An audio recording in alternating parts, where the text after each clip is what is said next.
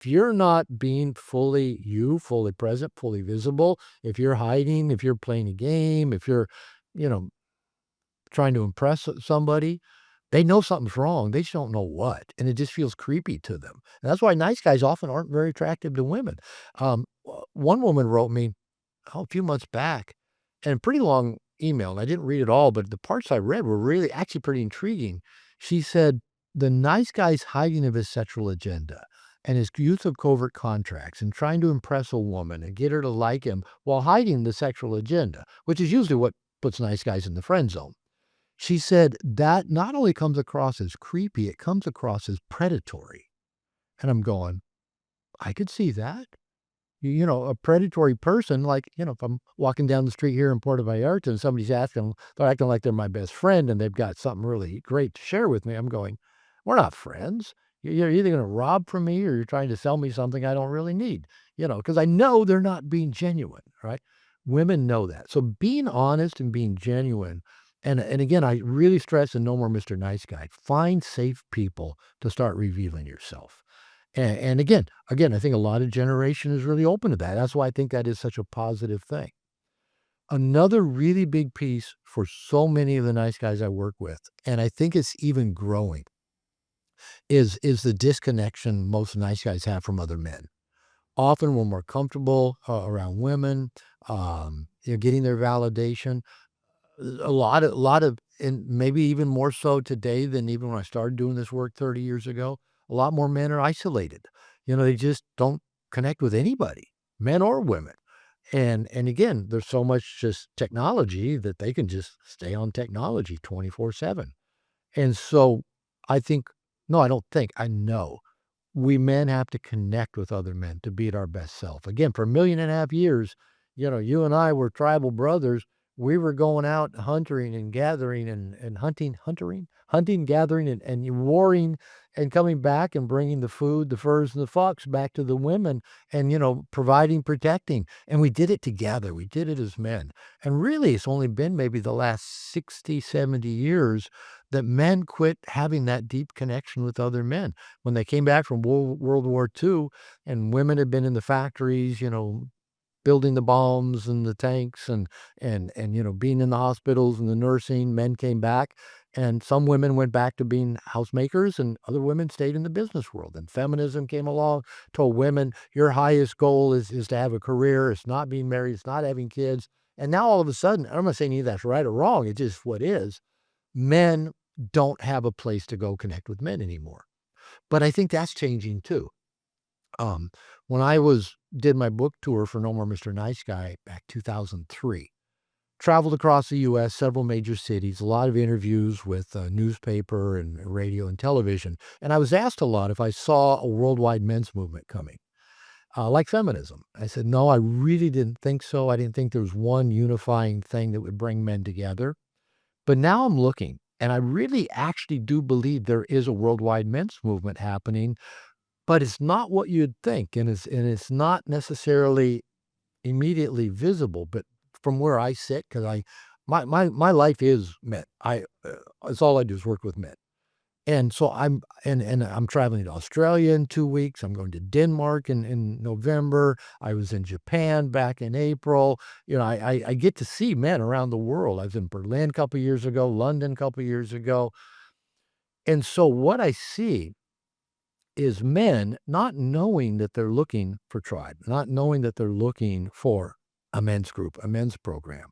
But, they go out and they go find a dojo and they start grappling, doing Brazilian jiu-jitsu. They maybe join a stag 12-step group to work on, their alcohol or drug addiction. Maybe they go to a men's divorce support group at their church. Maybe they go to a dating pickup boot camp and they go out, with a bunch of buddies trying to pick up women.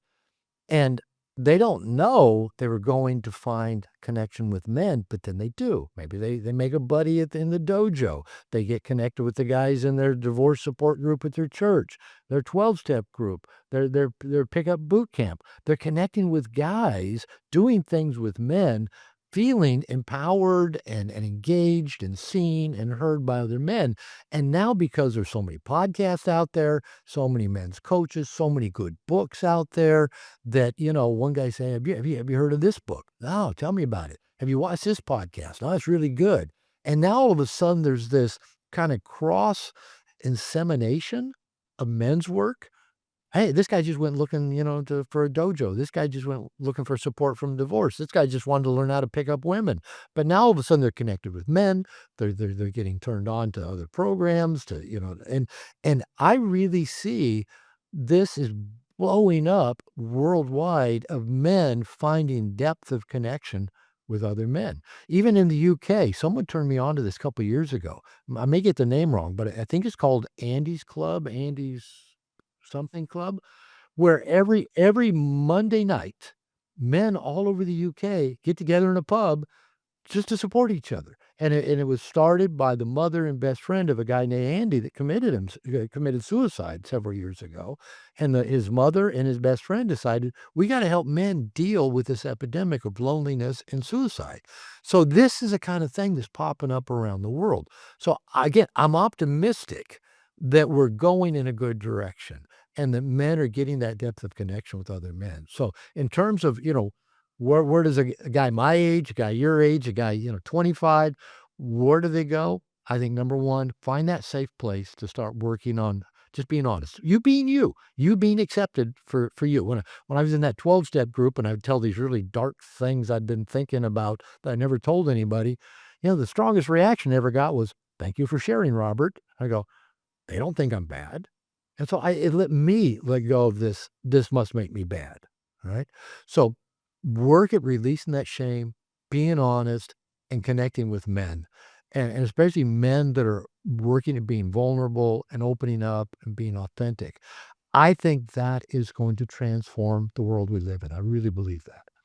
I think we've obviously had the rise of the manosphere and all sorts of labels that are placed on definitely the toxic end of that scale for people that are trying to show men the way, and I think they fall into that, "You've gotta be more to you've gotta do more to be more" sort of Yeah, category, and but that and again, I'm not a fan. I'm all about, my men's membership program, Good Men Doing Better.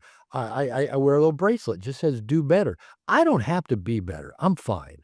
But yeah, I'm happier when I do things better. I got into a shouting match with a shuttle driver from a hotel to the Dallas airport last Thursday morning at 6:30 in the morning. The guy was just a total dick. And I told him, I said, "You're an asshole." And he'd already called me cheap because I didn't give him a tip after he threw my baggage out on the ground. And I go, "No, I give tips for good service." And he goes, "Yeah, you're cheap, you're this, you're that." And I go, "Well, you're an asshole." Then he started saying abusive things to my wife in Spanish when he heard, her speak Spanish to me. And, I could have done better. That kind of ruminated with me for a couple days. I don't think I did anything terrible. I'm not a bad person. I could have done better. I could have managed that better. And, it gave me a chance to think about how could I have done better? Not to be a better person, right? Not to be more likable, not to be a higher value man that's going to attract higher value women, but just how could I have done better? And there's some ways I could have soothed myself, not engaged with him, not gone, and I don't think I'm bad, no shame about it, but I can still do better. So I'm a big fan of how can we do better?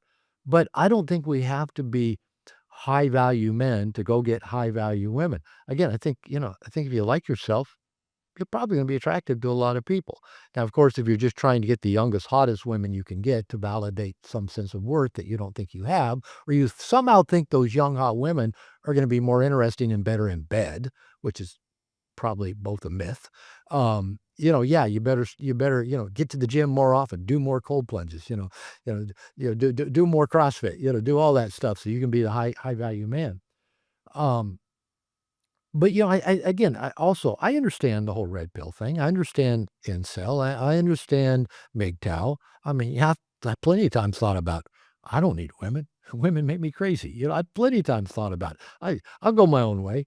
Um, but I think what happens is that can initially be attracted to men who are looking for something, and they dive into it, and I found also often with that, they come out the other side of it, and they realize, "That's too much," that's too much, weaponizing, evolutionary psychology against women and saying they're all bad and they're all out to get us. Is too much of creating hierarchies between men. Well, I'm alpha, you're beta, I'm blue pill, you're red pill, you're an average frustrated chump, Captain Save-A-Ho simp.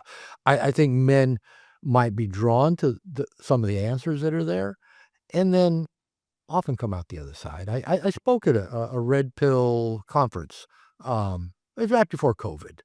And, I stood up and I said, "I don't identify as pickup. I don't identify as red pill, but I sure am glad to be standing in front of you guys talking to you." And I asked how many people had read my book, No More Mr. Nice Guy.